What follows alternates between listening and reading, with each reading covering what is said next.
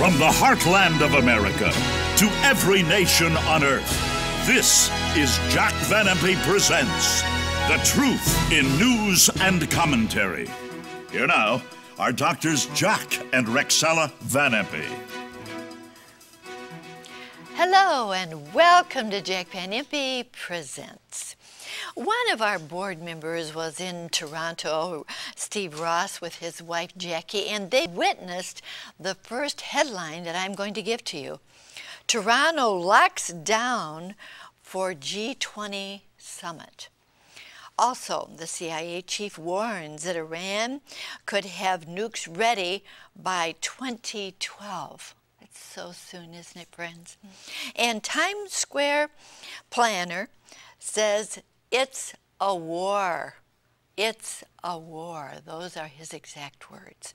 We're going to delve very deeply into those headlines and so very, very much more. But before we get into the headlines, I couldn't help but just want to share this cartoon that Jack gave to me. It really brought a smile to my face, and I think you'll get a chuckle out of it also. She's saying, if you don't stop talking about your first wife, I'm going to start talking about my next husband. Oh, that's good.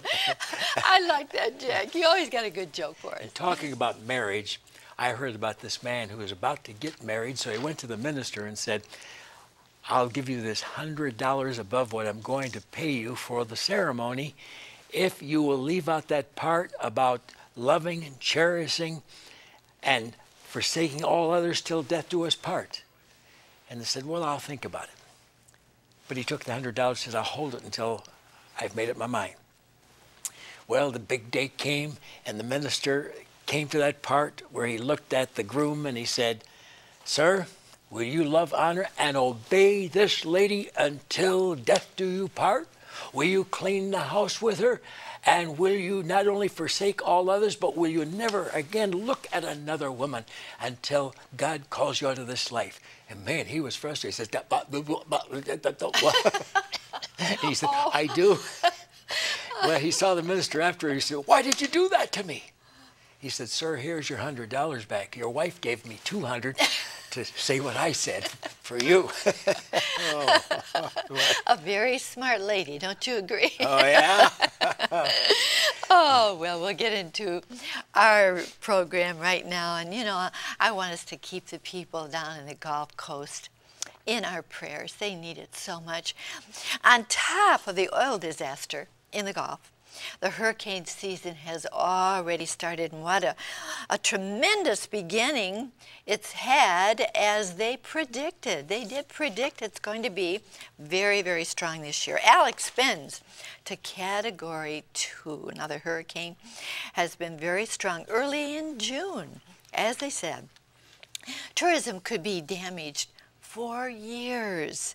As I mentioned, keep these people in your prayers, and may our government help them to get out of this situation in a hurry. It's gone on too long.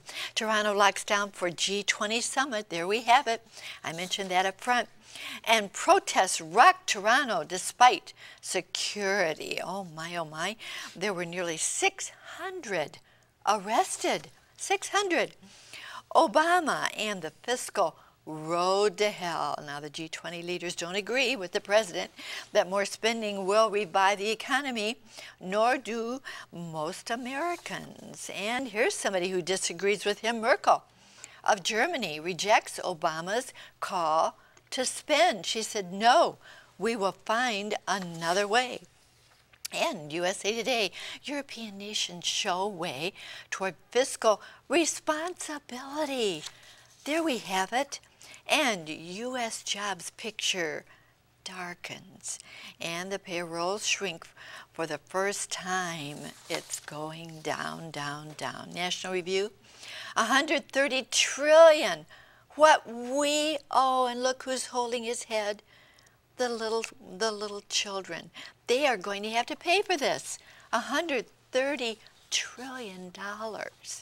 All right, here is the cartoonist. They always enter into what's going on, and our president speaks. These poll numbers look pretty good. Well, that's the public's anger level. Wow. Anger level. Well, I think that's pretty expressive, don't you? Let's back up. Please keep those people in your prayers and ask God to work out a solution as to how the government can help them get back on their feet. They need our help. The oil spill and the hurricane that just happened down there, the combination of both. Jack, can you put them both together for us from the Bible? 2 Timothy 3:1, this know also that in the last day perilous, dangerous times shall come.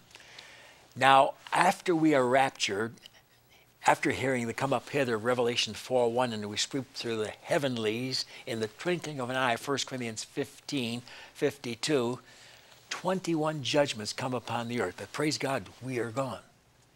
And you find those in Revelation chapter 6 to 18, and one of them is something happening in the sea whereby a fire is created and it destroys 1/3 of sea life. That's exactly what Revelation chapter 8 verse 8 says will happen. I mentioned this 2 weeks ago. But it gets worse in Revelation 16:3 where it says every living creature in the sea died. And they tell us through this plus 415 dead zones. And some of those are 15 miles long, 5 miles wide, and 3 feet thick. It could destroy all sea life.